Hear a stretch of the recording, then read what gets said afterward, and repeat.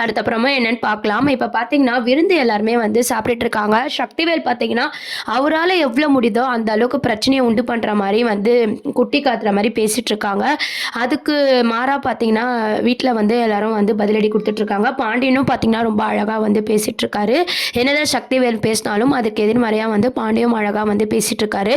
அதுக்கப்புறம் பார்த்தீங்கன்னா, விருந்தெல்லாம் சந்தோஷமா பரிமாறி முடிச்சதுக்கப்புறம், நம்ம பாண்டி வந்து கோமதிய பார்க்குறாரு.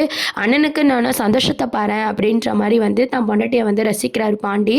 அதுக்காக தான் கோமதிக்காக தான் பார்த்தீங்கன்னா, எவ்வளோ தான் இன்சல்ட் பண்ணாலும் சக்திவேலு கோமதிக்காக பாண்டி வந்து அதெல்லாம் தாங்கிக்கிறாங்க. அதுக்கப்புறம் ராஜியும் பார்த்தீங்கன்னா, ஒரு பக்கம் ரொம்பவே சந்தோஷமா இருக்காங்க. அவங்க அப்பா, அம்மா வந்தத நெனச்சு. இதெல்லாம் வந்து கதிரும் ஒரு பக்கம் வந்து நோட் பண்ணிட்டு இருக்காரு.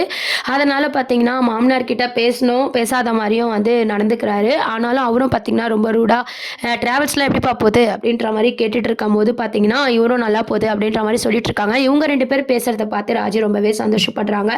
மீனா எல்லாருமே வந்து ரொம்ப சந்தோஷமா இருக்காங்க. அதுக்கப்புறம் விருந்தெல்லாம் போயிட்டு முடிஞ்சதுக்கப்புறம் நம்ம சக்திவேல் வீட்ல என்ன சொல்றாரு அப்படின்னு பார்த்தீங்கன்னா, இதுக்கப்புறம் வந்து அந்த வீட்டு உறவெல்லாம் இல்ல. இதுக்கப்புறம் வந்து யாரும் பேசணும்லாம் நினைக்கக்கூடாது. இதான் லாஸ்ட் அப்படின்ற மாரி சொல்லிட்டு போறாங்க. அப்பதான் வந்து அவங்க மனசுல என்ன நினைக்க போறாங்கன்னா, அரசிக்கும், குமாருக்கும் கல்யாணம் பண்ணி வச்சா, இந்த குடும்பத்துல இருக்க விரிசல் சரியாகி 2 குடும்பமும் ஒண்ணா சேரும் அப்படின்னு சொல்லி யோசிக்க போறாங்க. இதுதான் அடுத்த ப்ரோமோக்கான ட்ராக்கா கொண்டு வர போறாங்க. அடுத்து வந்து அரசிக்கும், குமாருக்கும் வந்து கல்யாணம் பண்ணி வச்சா 2 குடும்பமும் சேர்ந்துரும் அப்படின்னு நினைக்கிறாங்க. அதுக்கு நடுவுல என்ன மாரியான பிரச்சனைங்க வரப்போகுது, சக்தி எப்படிலாம் பிளான் பண்ண போறாரு, இதெல்லாம் தான் அப்கமிங் ப்ரோமோவா வரப்போகுது. என்ன ஆக போகுதுன்னு சொல்லி வெயிட் பண்ணி பார்ப்போம். தேங்க்ஸ் ஃபார் வாட்சிங்.